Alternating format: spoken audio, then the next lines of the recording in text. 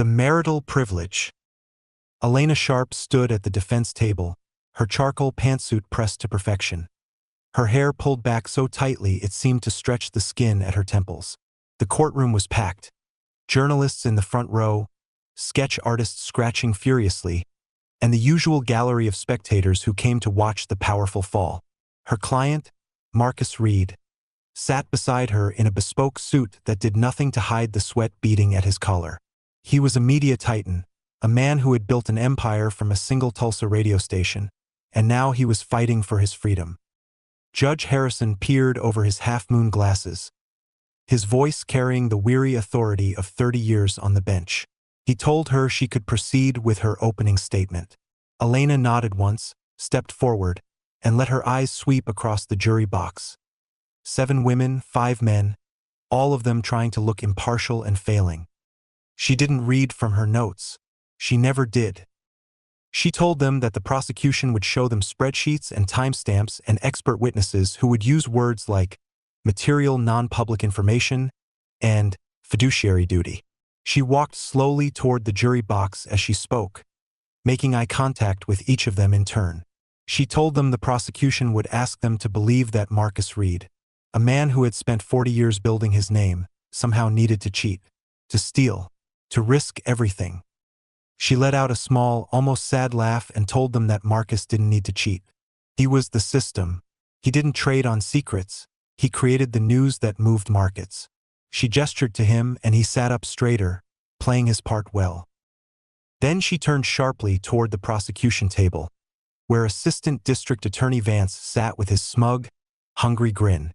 She told the jury that the prosecution's star witness was a disgruntled former employee who had been fired for embezzlement. Their smoking gun was an email that had been forwarded to Marcus, not sent by him, and their timeline placed him at a dinner party with 40 witnesses on the night of the alleged trade.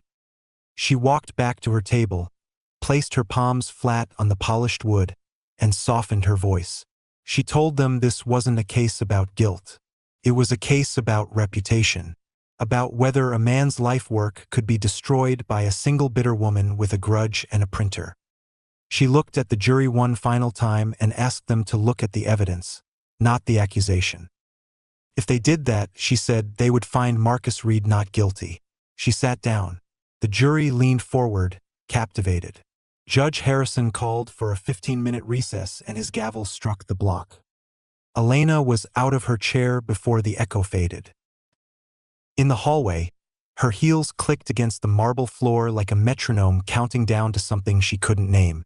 Marcus caught her elbow and she told him not to touch her in public.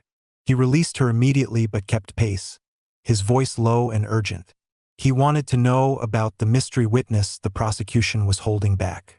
Vance had been smirking all morning, which meant he had something dangerous. Elena told him she didn't know yet. The witness was sealed until she took the stand.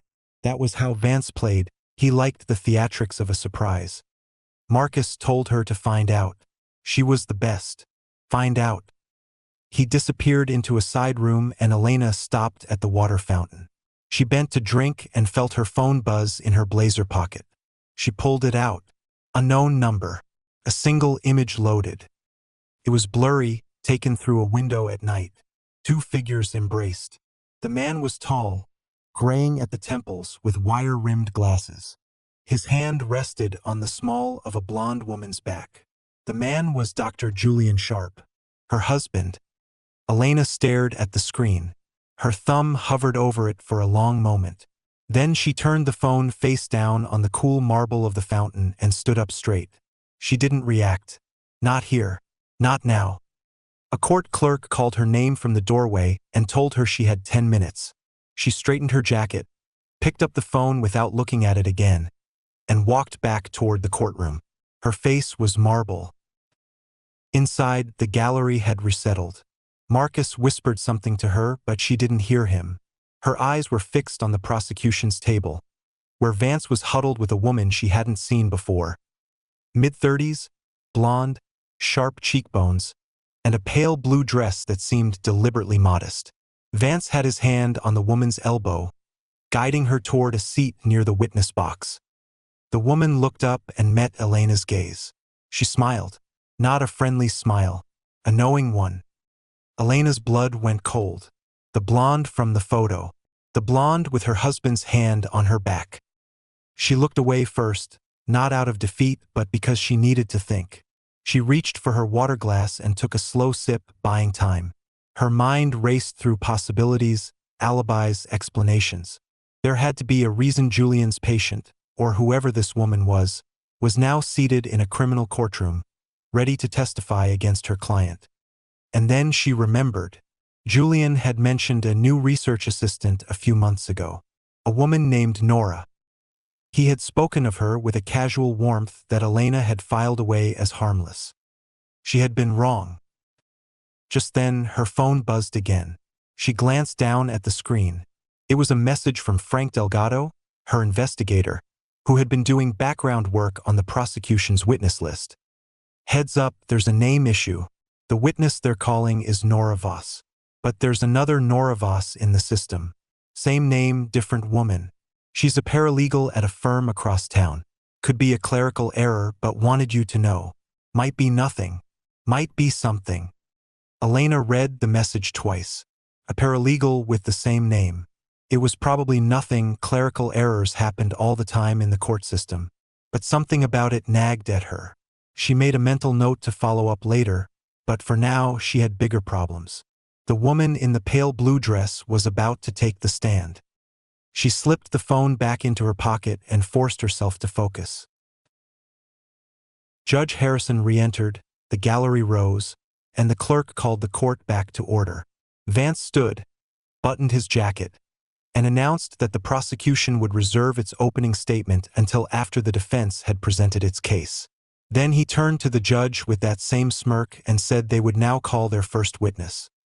Elena gripped the edge of the table so hard her knuckles went white. The blonde woman rose from her seat, smoothed her dress, and walked to the witness stand. With the practiced grace of someone who had been waiting for this moment, she raised her right hand, swore to tell the truth, the whole truth, and nothing but the truth, and took her seat. Vance approached her with a gentle, almost paternal smile. Please state your name for the record.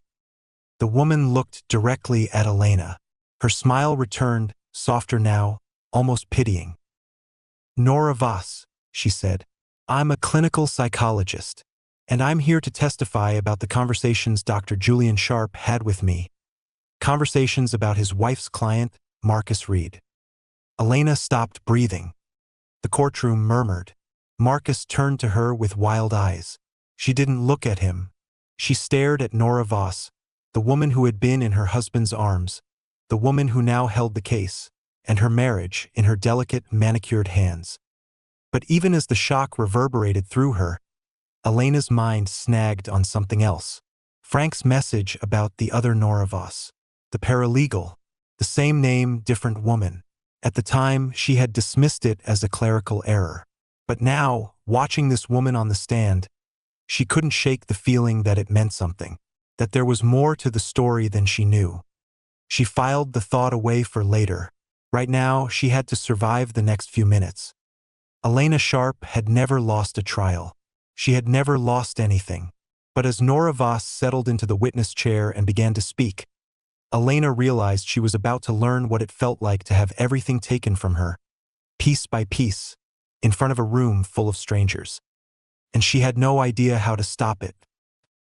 Nora Voss crossed her legs at the ankle, folded her hands in her lap, and waited. She had the patience of someone who knew exactly how much damage she was about to do. Elena watched her from the defense table, her own hands perfectly still, her breathing measured. She had been in this position 100 times before. The surprise witness, the ambush, the moment when the prosecution thought they had her cornered. She always found a way out. But she had never looked at a witness and seen her husband's mistress. Assistant District Attorney Vance paced slowly in front of the witness box, his hands clasped behind his back, playing the role of the gentle inquisitor. He asked Nora to explain her professional relationship with Dr. Julian Sharp. Nora spoke in soft, measured tones, describing how she had been hired as a research assistant at his private practice 3 months ago, how they had worked closely on a study about high-functioning professionals and stress disorders. She used clinical language, precise and detached, as if she were reading from a textbook. Elena listened for cracks.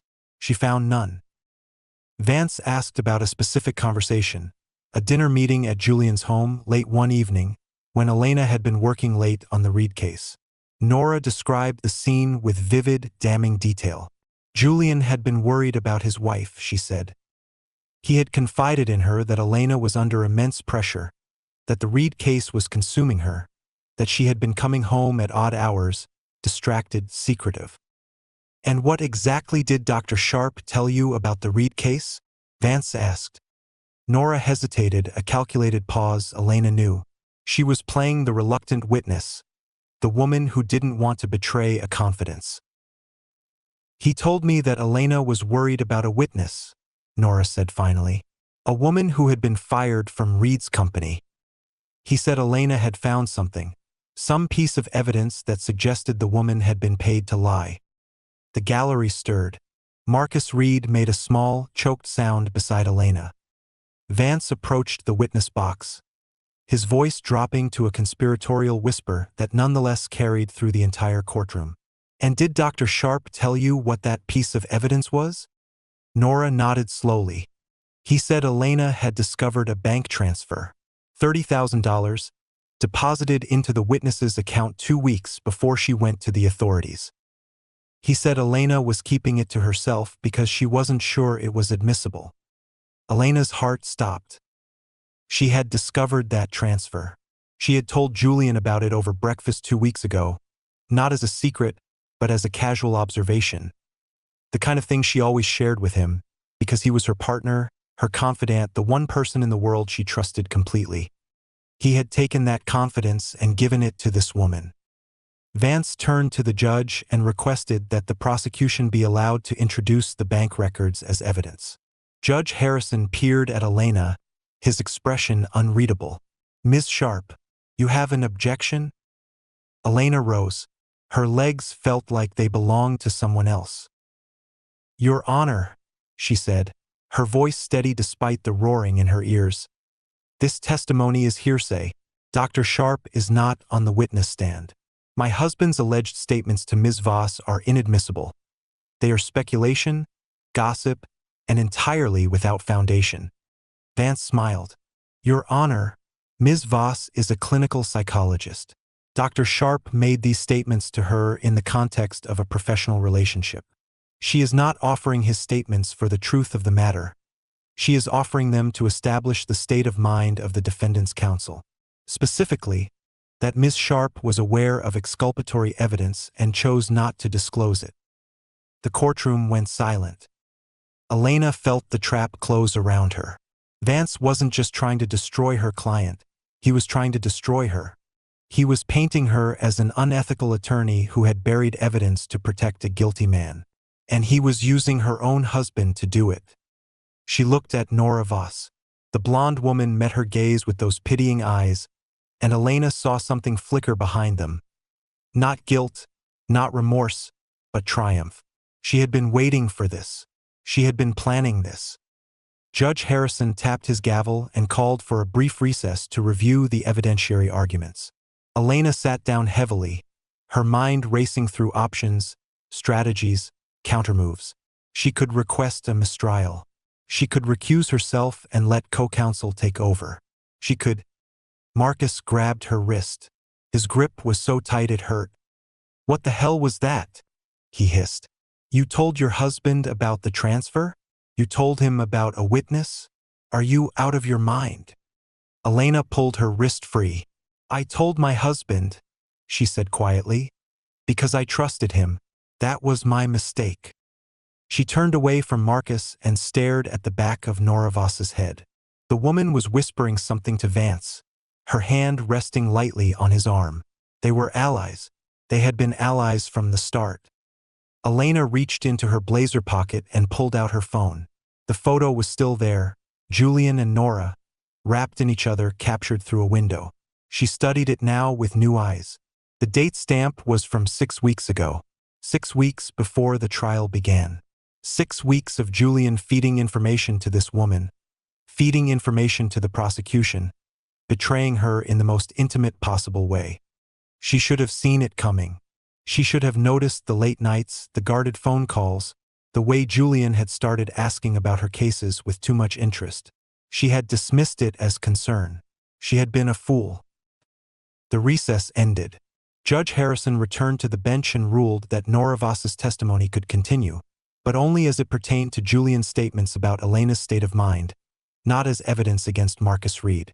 It was a partial victory, but Elena knew it was meaningless. The damage was already done. The jury had heard the words, exculpatory evidence, and buried, and $30,000. They would never unhear them. Vance resumed his questioning. He asked Nora about other conversations, other details Julian had shared. She recited them with clinical precision. Elena's late nights at the office, her tense phone calls with investigators, her habit of shredding documents after reading them. Each detail was a knife, and Elena felt every single one. Then Vance asked the question Elena had been dreading. Ms. Voss, would you describe your relationship with Dr. Sharp as purely professional? Nora's cheeks flushed a delicate pink. She looked down at her hands, then back up at Vance. No, she said softly. It was not purely professional. Dr. Sharp and I developed a personal relationship. A romantic one. The gallery erupted. Journalists scrambled to write. Marcus Reed buried his face in his hands. Elena sat perfectly still, her face a mask of ice.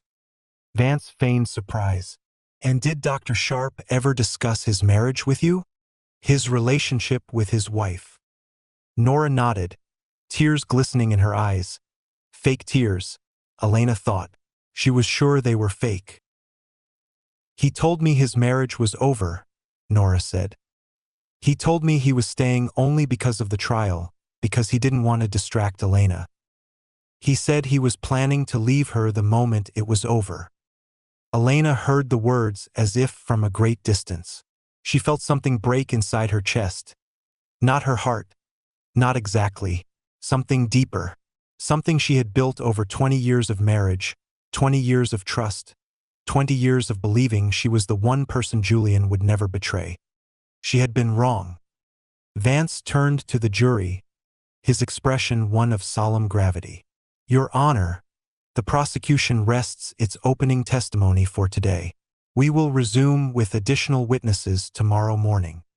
Judge Harrison adjourned the court. The gallery emptied in a rush of noise and movement. Marcus Reed was already on his feet, his face twisted with rage, his voice rising above the chaos. Elena didn't hear him. She was still sitting, still staring at the empty witness box, still feeling the shards of her life cut into her from the inside. She had built her career on being the smartest person in every room. She had won impossible cases, humiliated prosecutors, made partners weep with relief and opponents weep with defeat. She had never lost. But she had never been betrayed by the person she loved most. She gathered her things slowly. She straightened her jacket, smoothed her hair, and walked out of the courtroom with her head high. The journalists swarmed her, but she pushed through without a word. She needed air. She needed space. She needed to think. She needed to destroy Nora Voss. And she needed to destroy Julian. But first, she needed to find out everything there was to know about the woman who had just taken the stand. Because Elena had noticed something, in the middle of all that testimony, something that no one else had caught. Nora had used the word professional to describe her work with Julian, but she had hesitated before she said it. Just a fraction of a second. Just long enough for Elena to wonder. Nora wasn't a research assistant.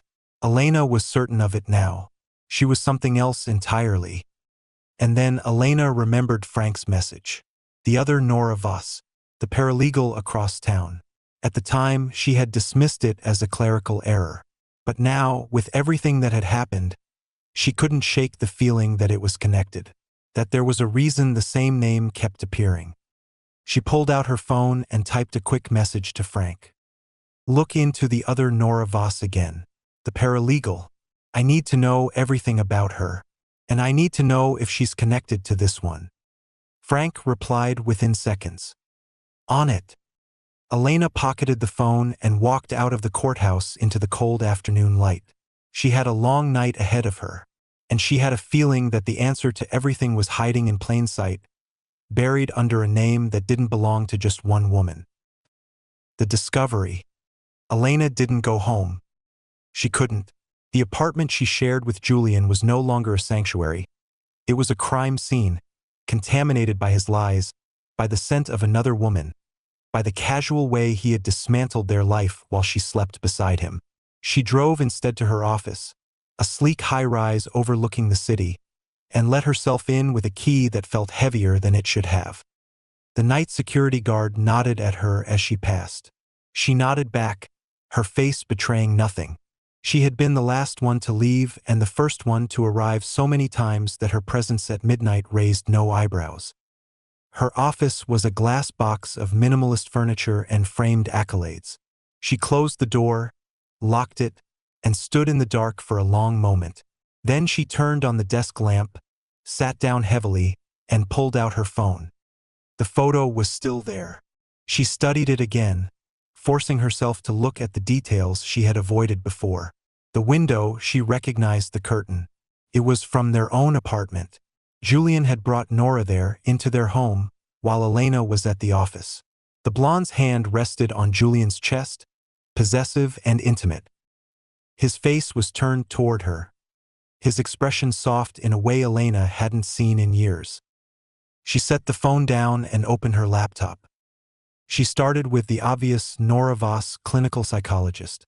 She found a professional website, tasteful and understated, listing her credentials, her areas of expertise, her affiliations. It all looked legitimate, too legitimate. Elena had been in this business long enough to recognize a carefully constructed facade. She dug deeper. Professional licensing boards, academic publications, conference attendance records. Everything matched. Nora Voss was a licensed psychologist in 3 states. She had published 2 papers in peer-reviewed journals. She had presented at conferences in Chicago and San Francisco and London. It was perfect, too perfect. Elena switched tactics.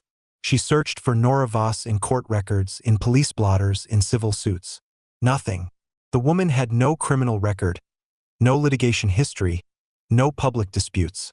She was a ghost in the legal system, which was unusual for someone in her profession. Psychologists were frequently called as expert witnesses. They were deposed, cross-examined, challenged. Their professional lives were a matter of public record. Unless they had something to hide. Elena leaned back in her chair and stared at the ceiling. She was missing something. She could feel it like a splinter under her skin. Nora had been too composed on the witness stand, too rehearsed, too perfect. She had delivered her testimony like an actress hitting her marks. And she had smiled at Elena, not with triumph but with recognition, as if they had met before. But they hadn't. Elena was certain of that. She would have remembered that face, those sharp cheekbones, that pale blue dress that was deliberately modest and deliberately expensive. She scrolled through Nora's social media presence, LinkedIn, Twitter, a private Instagram that yielded only a single profile photo. Her face was the same. Her smile was the same. But there was something about her eyes that bothered Elena. Something familiar. She pulled up Julian's professional website. She had seen it 1,000 times, but she looked at it now with new eyes. His photo, his credentials, his list of publications. She scrolled down to the section where he listed his research collaborators. And there she was. Nora Voss, listed as a co-author on a study from 2 years ago. 2 years. Julian had told her they met 3 months ago. He had lied about that too. Elena's hands trembled as she pulled up the full text of the study. It was about stress disorders in high-profile professionals, exactly what Julian had described as their current research. But the date was 2 years old. They had been working together for at least that long, which meant they had been lying to her for 2 years. She felt sick. She forced herself to keep digging. She searched for Nora Voss in connection with other names, other affiliations, other cases. Nothing. But then she searched for Nora Voss and Marcus Reed together and she found a thread. A charity fundraiser 3 years ago. Marcus Reed had hosted it at his estate. The guest list was a who's who of the city's elite. And there, buried in the 5th row of a group photo, was Nora Voss. Not in the background. Not as an assistant or a guest. She was standing next to Marcus Reed, her hand on his arm, her smile wide and confident. Elena zoomed in on the photo. Marcus was leaning toward Nora, his expression warm, his hand covering hers. They knew each other. They had known each other for years. She pulled up the timeline, the charity event, the alleged insider trading, Nora's testimony about the fired employee. It all started 3 years ago. It all started with a photograph that no one had ever connected. Elena sat back in her chair. Her mind was racing, pieces falling into place like a puzzle she hadn't known she was solving. Nora Voss wasn't just a mistress. She wasn't just a witness. She was the architect of something larger. She had insinuated herself into Julian's life, his research, his confidence. She had extracted information about Elena's cases, about Marcus Reed, about the bank transfer, and she had fed it all to the prosecution. But why? Her phone buzzed. It was Frank. Got something on the other Nora Voss, the paralegal. She works at a small firm across town. But here's the interesting part. She's been getting calls from a number registered to a shell company. Same shell company that's been paying your Nora Voss. They're connected. Elena read the message 3 times. 2 women with the same name, both connected to the same shell company. It wasn't a coincidence. It was a pattern. She typed back quickly. Can you find out if they've ever met? If they're related? Anything? Frank replied, working on it. Give me an hour. Elena stared at the screen. The other Nora Voss, the paralegal. She had dismissed it as a clerical error, but it was anything but. There was a connection. There had to be, and she was going to find it. She closed her laptop and walked to the window. The city glittered below her, indifferent to her devastation. Somewhere out there, Julian was sleeping in the bed she had shared with him. Or maybe he wasn't sleeping. Maybe he was with Nora, celebrating their victory. She thought about the last time she had seen Julian, this morning before the trial. He had kissed her forehead and told her to break a leg. He had made her coffee her favorite blend. He had asked about her opening statement, and she had told him everything. She always told him everything. That was over now. She pulled out her phone again and dialed his number. It rang 4 times before going to voicemail. Julian, she said, her voice flat and cold. I know about Nora. I know about the research. I know about the lies. And I know you've been feeding her information about my cases. She paused. Her voice cracked, just slightly. I'm going to destroy her. I'm going to destroy your reputation. And if you have any decency left, you'll stay away from me until this trial is over. Because if I see you before I'm ready, I can't promise I won't do something I'll regret. She ended the call and dropped the phone on her desk.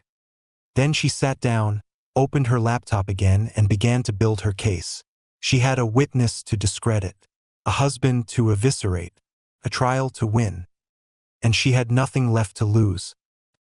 The sun was rising over the city by the time she finished.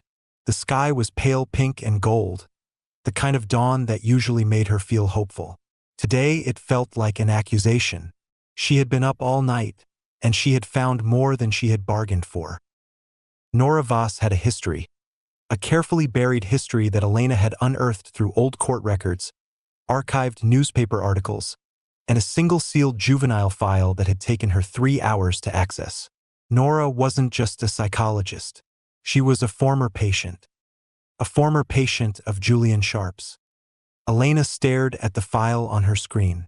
The name was different, Nora Blake, but the face was the same. Nora Blake had been committed to a psychiatric facility at 17. She had been diagnosed with a personality disorder that included traits of manipulation, pathological lying, and an obsessive tendency toward authority figures. Julian had been her attending therapist. He had treated Nora when she was a teenager. He had known her for 20 years, not 2. He had lied about that too. He had lied about everything. Elena thought about the way Nora had smiled at her in the courtroom, the recognition she had sensed. Nora had known her long before this trial. She had known Julian's wife because Julian had told her about Elena, had described her in detail, had shared her secrets, had made her a character in some twisted drama that Elena had never known she was starring in. She printed out the file. She highlighted key passages. She wrote notes in the margins with a red pen that bled through the paper like blood. And then, just as she was about to pack up, her phone buzzed with a message from Frank. She opened it and read it quickly. Her blood ran cold. The other Nora Voss, the paralegal, she's the one who filed the original complaint against Marcus Reed. She's the one who went to the authorities with the insider trading allegations. She's been working with your Nora Voss this whole time. 2 women, same name, same conspiracy. The paralegal was the front. The psychologist was the weapon. They've been planning this for years. Elena stared at the screen. 2 women, same name, one on the inside, filing the complaint, one on the outside, manipulating Julian and feeding information to the prosecution.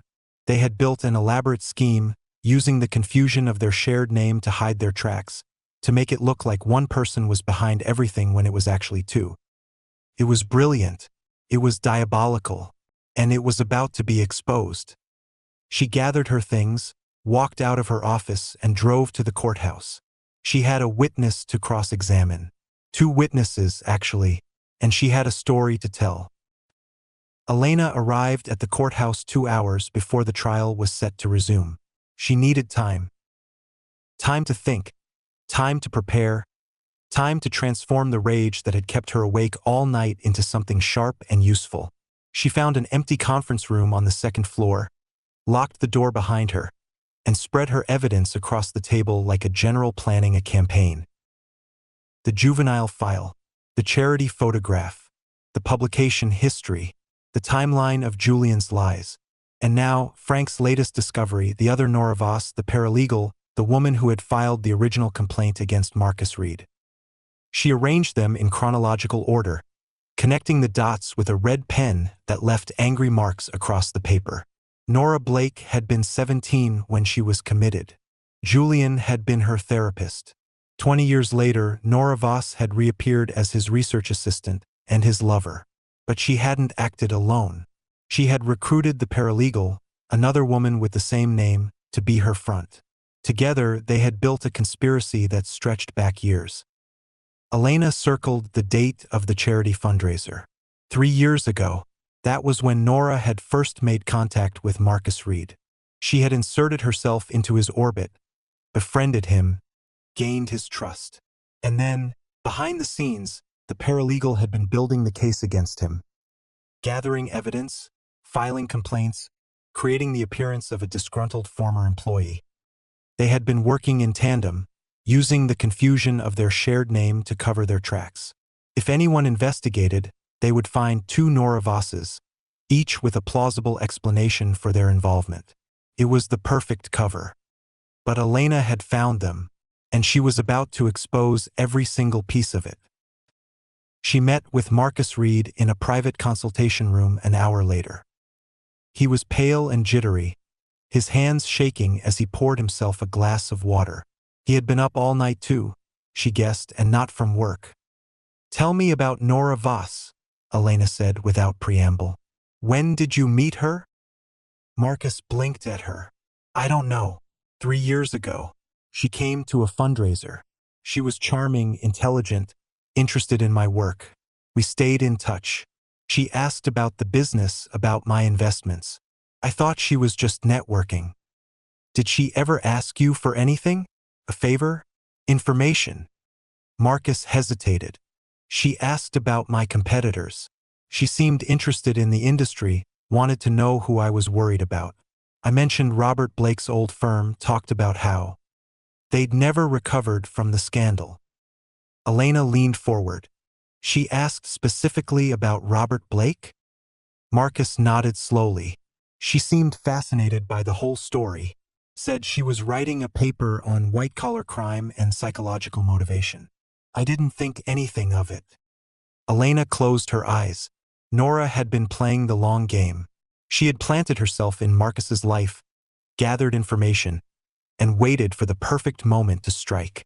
And then she had found Julian, Elena's husband, the one person who could give her access to the defense's strategy. But there was more. The paralegal, the other Nora Voss, had been the one to file the complaint. She had been the one to approach the authorities, to present the evidence, to set the wheels in motion. The psychologist had been the manipulator, the seductress, the one who gathered information from Julian. Together, they had built a conspiracy that had nearly destroyed him. It was brilliant, it was ruthless, and it was about to be destroyed. Here's what's going to happen, Elena said, opening her eyes and fixing Marcus with a cold stare. When Nora takes the stand again, I'm going to cross-examine her. I'm going to destroy her credibility. I'm going to expose her history, her father, her obsession with you. And I'm going to expose her accomplice, the other Nora Voss, the paralegal who filed the complaint. Marcus stared at her. Other Nora Voss? Elena nodded. Two women, same name. One on the inside, one on the outside. They've been working together for years. And I'm going to prove it. She leaned forward. But there's a catch. In order to expose her, I have to expose my husband. I have to admit that he was feeding her information about our case. That means I have to admit that I was compromised. That I didn't know. That I was betrayed. She paused. Are you prepared for that? Marcus met her eyes. I don't care what it takes. I just want to walk out of that courtroom a free man. Elena nodded. Then let's go to war. The courtroom filled slowly. Journalists crammed into the front rows, their eyes hungry for the drama that had unfolded yesterday. The jury filed in, their faces unreadable. Judge Harrison took his seat, his gavel poised. And then Nora Voss walked in. She was wearing the same pale blue dress, the same modest heels, the same serene expression. She looked like a woman who had nothing to hide. She looked like a woman who had already won. Elena watched her take the witness stand, watched her settle into the chair with practiced ease, watched her smile at the jury as if they were old friends. She wanted to destroy her. She wanted to stand up and scream the truth at the top of her lungs. She wanted to make Nora feel even a fraction of the pain she had caused. But she didn't. She waited. She let Nora swear her oath. She let Vance begin his gentle, leading questions. She let the testimony unfold like a slow-motion train wreck. And then she rose to cross-examine. Ms. Voss, Elena said, her voice calm and measured. You testified yesterday that you worked as Dr. Sharp's research assistant for the past 3 months. Is that correct? Nora nodded. Yes. But you've known Dr. Sharp for much longer, haven't you? 20 years, in fact. The courtroom went silent. Nora's smile faltered. I don't know what you mean, she said. Elena walked to the prosecution's table and picked up a file. She opened it and pulled out a document, holding it up for the jury to see. 20 years ago, you were committed to a psychiatric facility under the name Nora Blake. Dr. Julian Sharp was your attending therapist. She turned to the judge. Your Honor, I'd like to enter this juvenile file into evidence. It's been sealed for 2 decades, but I believe the circumstances of this case warrant its release. Vance was on his feet immediately. Your Honor, this is outrageous. The witness's juvenile records are irrelevant and prejudicial. Judge Harrison held up his hand. Overruled. Ms. Sharp, you may continue. Elena turned back to Nora, who was no longer smiling. Her face was pale, her hands gripping the arms of the witness chair. You were 17 years old when you were committed, Elena said. Your father, Robert Blake, had just been investigated for insider trading. He was a competitor of Marcus Reed's, and he was ruined by that investigation. Nora's voice was barely a whisper. That has nothing to do with this case. It has everything to do with this case, Elena said, her voice rising. You didn't just happen to meet Marcus Reed at a charity fundraiser. You orchestrated it. You didn't just happen to reconnect with your former therapist. You seduced him, and you didn't just happen to testify against my client. You've been planning this for years. She stepped closer to the witness box, her eyes locked on Nora's. And you didn't do it alone. There's another Nora Voss, a paralegal who filed the original complaint against Marcus Reed. You've been working with her. 2 women, same name, same conspiracy. One of you on the inside, one on the outside, using the confusion of your shared name to hide your tracks. Nora's composure shattered. That's not true. You don't know anything. Don't I? Elena picked up another document, Frank's report on the shell company connections. Your paralegal accomplice has been receiving payments from the same offshore account that funded your vendetta. You've been working together for years, and I have the evidence to prove it. She turned to the jury. Ladies and gentlemen, this woman is not a victim. She is not a witness. She is a predator who has been hunting Marcus Reed for 3 years. She seduced my husband to get information about this case. She fabricated a connection to the prosecution to destroy an innocent man. And she did it all with the help of a woman with the same name, a woman who filed the complaint and set this entire conspiracy in motion. Nora Voss was crying now, tears streaming down her face. But Elena didn't stop. You have no credibility, she said, her voice cold as ice. You have no evidence. And you have no case. She turned to the judge. Your Honor, the defense moves to have Ms. Voss's testimony stricken from the record, and I move to have the other Nora Voss, the paralegal, brought before this court to answer for her role in this conspiracy. The judge granted a recess to consider Elena's motions. The courtroom erupted into chaos. Journalists scrambling for their phones, Marcus Reed slumping in his chair with relief, Vance furiously whispering to his co-counsel. But Elena didn't stay to watch the aftermath. She walked out of the courtroom with her head high, her heels clicking against the marble floor, and she didn't stop until she reached the private conference room where she had spent the morning plotting her revenge. She closed the door, locked it, and let out a breath she hadn't realized she'd been holding. Her hands were shaking. She looked at them, surprised. She had been so focused on destroying Nora that she hadn't felt the adrenaline coursing through her veins. But now, in the silence of the empty room, the weight of what she had just done crashed down on her. She had exposed her husband's affair in open court. She had revealed his betrayal to the world. She had made herself a public spectacle, the wronged wife, the humiliated attorney, the woman who had been blindsided by the person she trusted most. And she had exposed the conspiracy. 2 women, same name, working together to destroy Marcus Reed. It was the kind of case that would make legal history. It was the kind of case that would destroy careers. Her phone buzzed. She pulled it out, expecting Frank with an update on the paralegal. But it wasn't Frank. It was Julian. She stared at his name on the screen, her thumb hovering over the answer button. She had called him last night, left that cold, furious voicemail. She had expected him to call back, to apologize, to grovel. But he hadn't. He had been silent, as if he was waiting for her to make the first move. She answered the call. Elena. His voice was strained, thin. I saw the news. I saw what you did to Nora on the stand.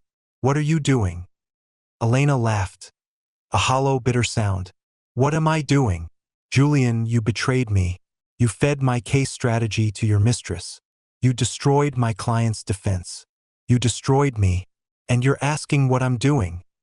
Elena, it's not what you think. Don't, she cut him off. Don't you dare tell me it's not what I think. I've seen the photographs.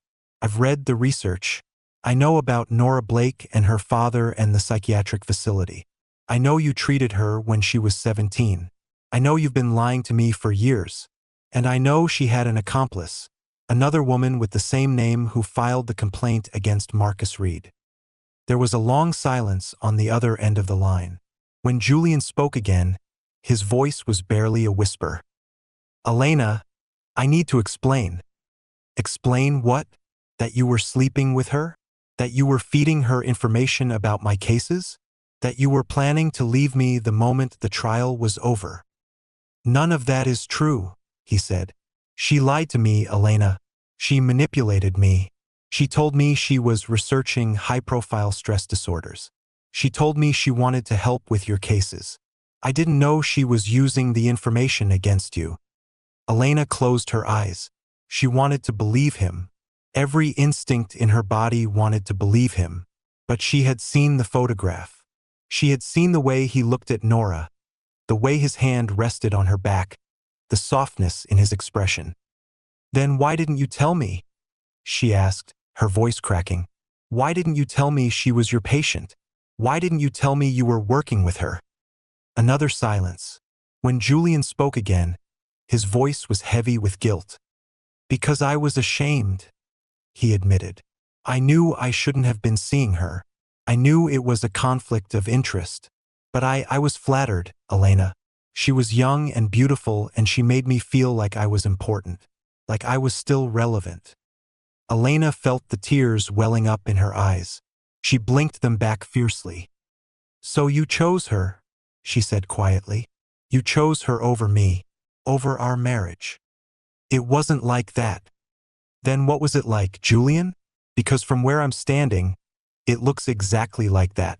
She heard him exhale, a long, shaky breath. I'm sorry, he said. I know that doesn't mean anything right now, but I'm sorry. I never meant to hurt you. I never meant for any of this to happen. Elena wiped her eyes with the back of her hand. Where are you? At the apartment. I've been here all night. I didn't know what to do. Stay there, she said. Don't leave. I'm coming to get my things. Elena, please. She ended the call. She drove home in a daze, her mind spinning with everything Julian had told her. He had been manipulated by Nora. He had been a fool, a lonely, middle-aged man who had been flattered by a beautiful woman's attention. It didn't excuse his betrayal. It didn't heal the wound. But it made him human, and that was almost worse. She wanted to hate him. She wanted to scream at him, to throw things at him, to make him feel even a fraction of the pain he had caused her. But she also wanted to understand. She wanted to know how he had gotten to this point, how their marriage had unraveled so completely without her noticing. The apartment was dark when she arrived. She used her key and stepped inside, her eyes adjusting to the dim light. Julian was sitting on the couch, his head in his hands. He looked older than she remembered, more tired, more broken. Elena! He stood up, his eyes red and swollen. I'm so sorry. She didn't respond.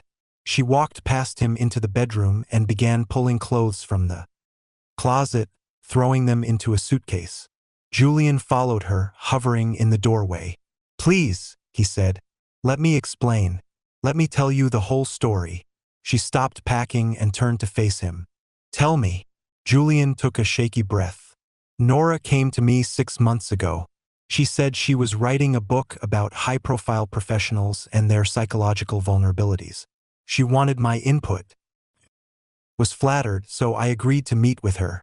And then she started asking questions about you, about your cases, about Marcus Reed. Elena's hands stilled on the suitcase. And you told her? I told her what I thought were harmless details, he said. I didn't know she was feeding them to the prosecution. I didn't know she was working with Vance. I was just trying to impress her. Impressing her was more important than protecting me? Julian's face crumpled. I didn't see it that way. I was an idiot. I was arrogant and lonely, and I let her manipulate me. But I never stopped loving you, Elena. I never stopped loving you. Elena stared at him. She wanted to believe him. She wanted to believe that he had been a victim too, that Nora had preyed on his weakness, that he had been too blind to see the trap closing around him. But she had seen the photograph. She had seen the way he looked at Nora, and she knew, deep down, that there was more to the story than he was telling her. I want the truth, she said quietly. The whole truth. Not the version you think will make me forgive you. The truth. Julian met her eyes.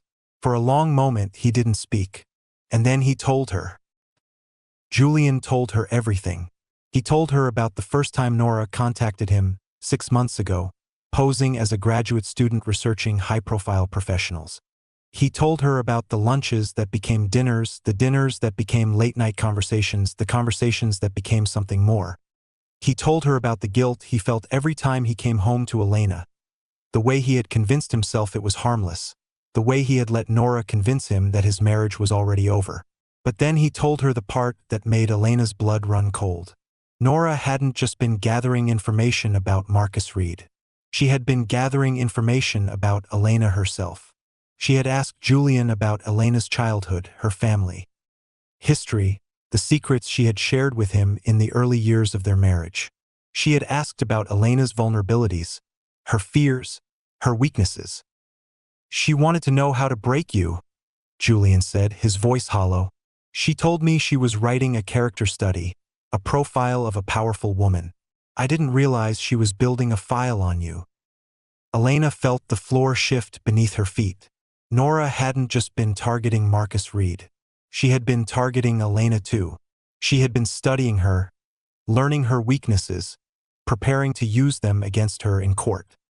You told her everything, Elena said, her voice barely a whisper. You told her about my childhood, about my father, about the abuse. Julian's face went pale. Elena, I didn't know. Did you tell her about the alibi? The one I fabricated for a client 15 years ago? The one I've never told anyone about? Julian opened his mouth, but no words came. Elena saw the answer in his eyes. She had told him that secret on their 5th anniversary, drunk on champagne and love, convinced that he was the only person in the world she could trust. She had told him about the client, a terrified young woman accused of a crime she hadn't committed, and the alibi Elena had created to save her. It had been the one mark on her otherwise spotless record, the one thing she had never been able to forgive herself for. And Julian had given that secret to Nora Voss. You destroyed me, Elena said, her voice flat and dead. You didn't just betray me. You gave her the weapon she needed to destroy me. Julian reached for her, but she stepped back. I didn't know, Elena. I swear to you, I didn't know what she was doing. That doesn't matter, Elena said. You still did it. She walked out of the bedroom, out of the apartment, and didn't look back.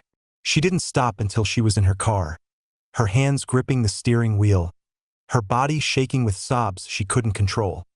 Nora had her secret. She had the alibi, the fabricated evidence, the one thing that could destroy Elena's career and her reputation. And she was going to use it. Unless Elena got to her first. She didn't sleep that night. She couldn't. She sat in her office, surrounded by evidence, and built her case. She had already exposed Nora's history, her father's scandal, her manipulation of Julian. She had exposed the conspiracy with the other Nora Voss, the paralegal. But that wasn't enough. She needed to destroy her completely, to make sure that no jury would ever believe a word she said. She called Frank Delgado at dawn. What do you have on the paralegal? Frank's voice was rough with exhaustion. She's lawyered up, won't talk to anyone. But I traced the shell company payments back to Robert Blake's old firm. They've been funding both of them for years. The paralegal was the front. She filed the complaint, she fed information to the prosecution. The psychologist was the weapon. She manipulated Julian and gathered intelligence. They've been working together since the beginning. Elena felt a surge of triumph. Get me everything. I want it on my desk before I go to court. She arrived at the courthouse an hour early, her evidence in hand, her face a mask of cold determination. She had been betrayed, humiliated, and nearly destroyed. But she was Elena Sharp, and she did not lose. The courtroom filled slowly. Nora Voss took her seat on the witness stand, her composure restored, her pale blue dress immaculate. She looked like she had already won. Vance smiled at her, confident and smug.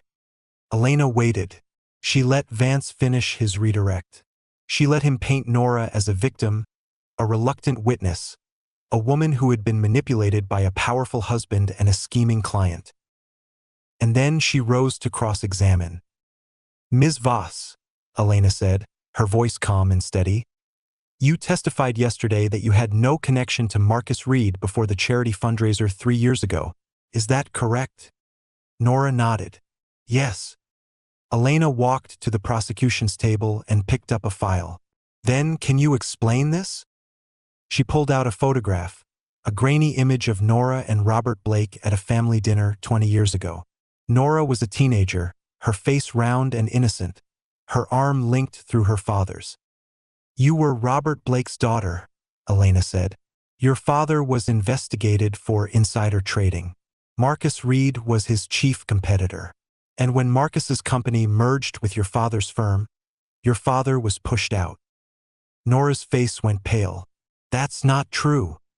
Your father died 6 months later, Elena continued. Heart attack. The stress of the investigation, the humiliation, the loss of his life's work. You blamed Marcus Reed. You blamed everyone who had anything to do with it. She walked closer to the witness box, her eyes locked on Nora's. You've been planning this for 20 years, she said. You became a psychologist so you could understand how to manipulate people. You sought out Julian Sharp because he was your therapist, because you knew he was vulnerable, you knew he would be easy to seduce. And you used him to get close to me, to get information about Marcus Reed, to destroy everything he had built. Nora shook her head, tears streaming down her face. That's not true. You don't know what you're talking about. Don't I? Elena pulled out another document, Frank's report on the paralegal. Then explain this. You've been working with another woman, also named Nora Voss, a paralegal who filed the original complaint against Marcus Reed. 2 women, same name, same conspiracy. One of you on the inside, one on the outside, using the confusion of your shared name to hide your tracks.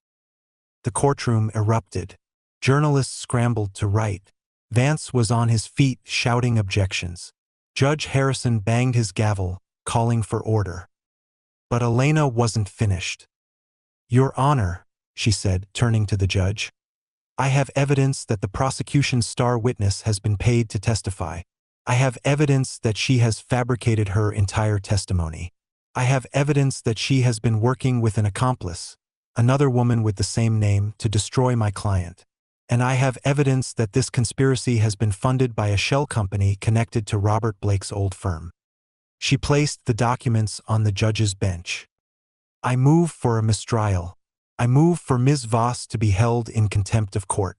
And I move for the other Nora Voss, the paralegal, to be brought before this court to answer for her role in this conspiracy. Judge Harrison called for a recess and retreated to his chambers with Elena's evidence. The courtroom buzzed with speculation, journalists typing furiously, lawyers huddled in anxious clusters. Nora Voss sat on the witness stand, her composure shattered, her face streaked with tears that looked less like remorse and more like fury. Elena didn't stay to watch. She walked out of the courtroom and found an empty hallway, her heels echoing against the marble floor. She leaned against the wall, closed her eyes, and let herself breathe. She had done it. She had exposed Nora. She had exposed the conspiracy. She had exposed the lies. The 2 women with the same name, the shell company, the years of planning, it was all out in the open now. But she had also exposed her own secret, the alibi, the fabricated evidence, the one thing that could destroy her career. It was only a matter of time before Vance found it, before he used it against her, before everything she had built came crashing down. Her phone buzzed. Julian. She ignored it. She couldn't talk to him right now. She couldn't look at him, couldn't hear his voice, couldn't bear the weight of his betrayal. She needed to focus. She needed to win. But then she heard footsteps, and she looked up to see him standing at the end of the hallway. He looked terrible, unshaven, hollow-eyed, his clothes rumpled. He had been wearing the same suit for 2 days. He had been living in the same nightmare she had. Elena. His voice was hoarse. I need to talk to you. She didn't move. I don't have anything to say to you. Then just listen. He walked closer, his hands outstretched, pleading. I've been thinking about everything you said, about the alibi, about the secret you told me, and I realized something. She waited. Her heart was pounding, but her face was stone. "I never told Nora about the alibi," Julian said. "I never told her about your childhood, or your father, or any of the things you're afraid of." Elena stared at him. "What?" "I told her about the cases," he continued, his voice urgent. "I told her about Marcus Reed. I told her about the bank transfer. But I never told her about you. I would never do that, Elena. I would never give away your secrets." Elena felt the ground shift beneath her feet. "Then how did she know?" Julian took a shaky breath. "She didn't. Not until yesterday. She saw your face when she mentioned it, and she guessed. She threw it out there to see if it would land. And it did." Elena replayed the moment in her head, Nora's cryptic smile, the mention of secrets and buried evidence. She had assumed Julian had told her. She had assumed the worst. But what if he hadn't? What if Nora had been bluffing? "What about the juvenile file?" she asked. "The psychiatric facility?" "That was public record," Julian said. "She had it sealed, but she knew about it. She used it to manipulate me. She told me she was trying to understand her own trauma, that she needed my help. I believed her." Elena was silent for a long moment. She wanted to believe him. She wanted to believe that he hadn't betrayed her in the worst possible way. But she had already been fooled once. She couldn't afford to be fooled again. "Even if that's true," she said quietly, "it doesn't change what you did. You still slept with her. You still fed her information about my cases. You still put my career in jeopardy." Julian nodded, his eyes glistening with tears. "I know, and I'll spend the rest of my life trying to make it right. But I needed you to know that I didn't give away your secrets. I would never do that. Not the ones that matter." Elena looked at him. This man she had loved for 20 years. This man who had broken her heart and destroyed her trust. She wanted to hate him. She wanted to walk away and never look back. But she also wanted to believe that there was something worth saving. "Leave," she said. "Go home. I'll call you when the trial is over." Julian nodded and turned away. He walked slowly, his shoulders slumped, his steps heavy. Elena watched him go, her heart aching with a pain she couldn't name. And then she walked back into the courtroom. Judge Harrison had returned to the bench. He called the court to order and announced his ruling. He had reviewed Elena's evidence, he said, and found sufficient grounds to declare a mistrial. Nora Voss's testimony was stricken from the record. The prosecution's case was in tatters. And the other Nora Voss, the paralegal, had been ordered to appear before the court to answer for her role in the conspiracy.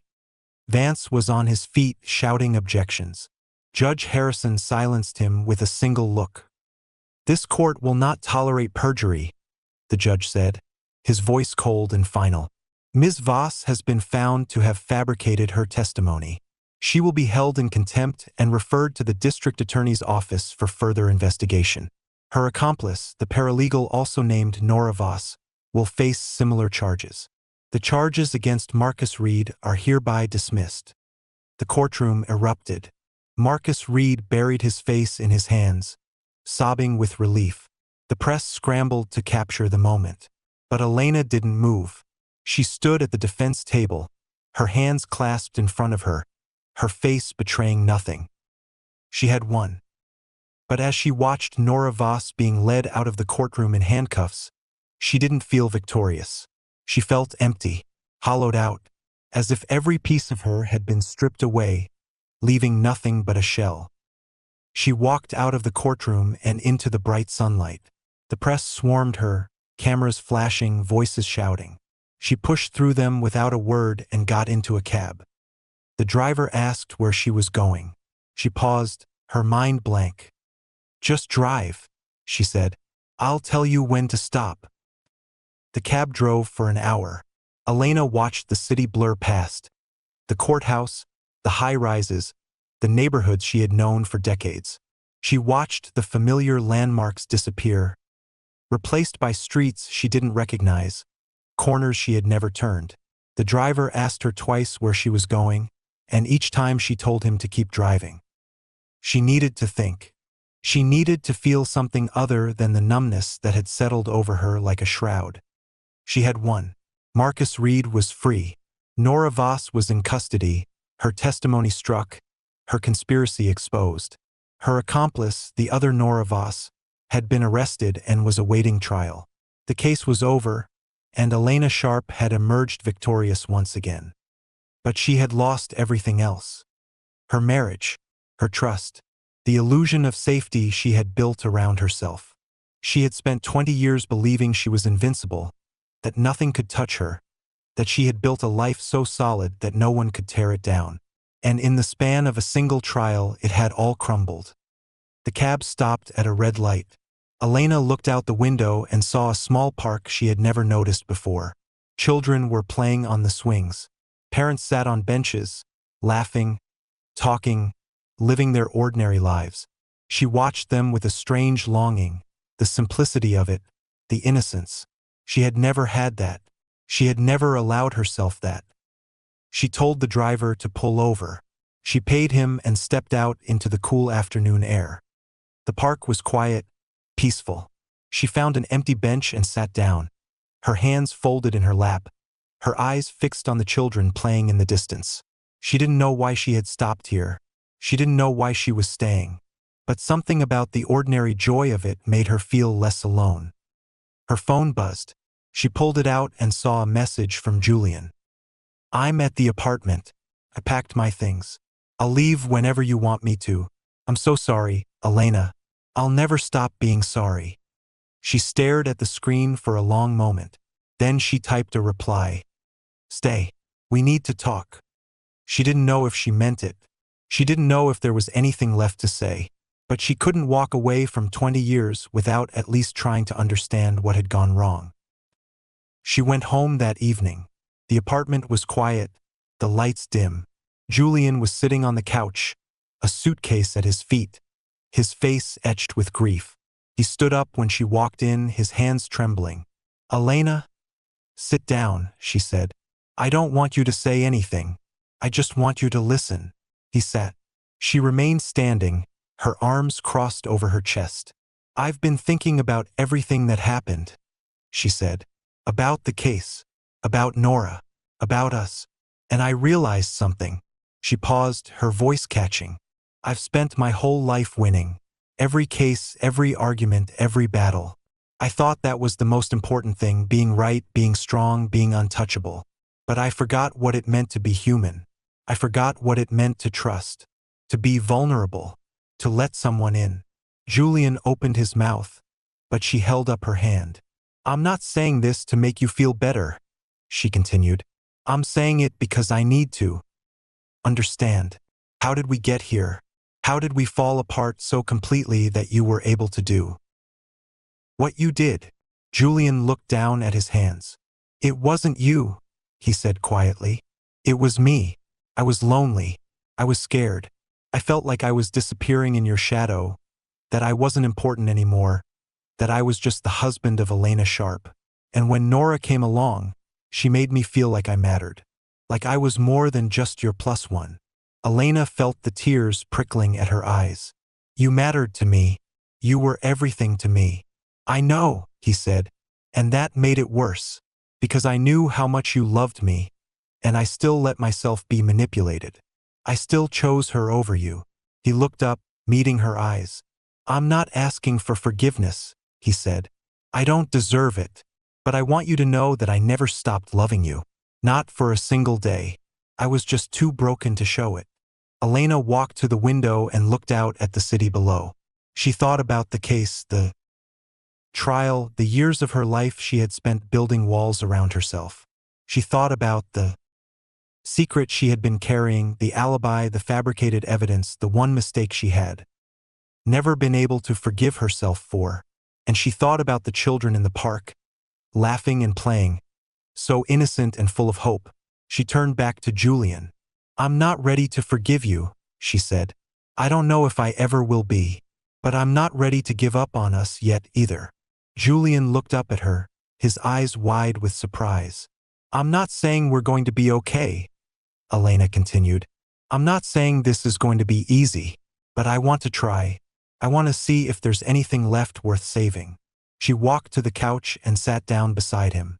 He reached for her hand, and she let him. I'll do whatever it takes, Julian said, his voice thick with emotion. I'll go to therapy. I'll be honest. I'll spend the rest of my life proving that I deserve a second chance. Elena nodded slowly. Then we'll start there, one day at a time. The sun rose the next morning, golden and warm. Elena stood at the window watching the city come to life. She had called Frank Delgado and told him to close the investigation. She had sent Marcus Reed a formal notice of his acquittal. She had done everything she needed to do to close the case. But the case wasn't what mattered anymore. What mattered was the woman standing in the apartment, looking out at the world, trying to figure out who she was without the armor she had worn for so long. Julian came up behind her and placed a tentative hand on her shoulder. What are you thinking? He asked. Elena smiled. A small, fragile smile, but real. I'm thinking that I've spent too long being afraid, she said. Afraid of losing, afraid of failing, afraid of being hurt. And I'm tired of it. She turned to face him. I don't know what's going to happen next, she said. I don't know if we're going to make it. But I know that I'm not going to let fear control me anymore. Not you. Not Nora. Not anyone. Julian pulled her into a gentle embrace. She let herself lean into him, just for a moment. Where do we go from here? He asked. Elena looked out the window at the city sprawling below them, full of possibility and pain and everything in between. Anywhere we want, she said. We just have to decide to take the first step. Thanks for sticking around until the end. If you found this story interesting, please consider giving this video a thumbs up. It really helps the channel. And if you want to hear plenty more stories just like this, go ahead and hit that subscribe button. There's a lot more to unpack in future videos. See you soon.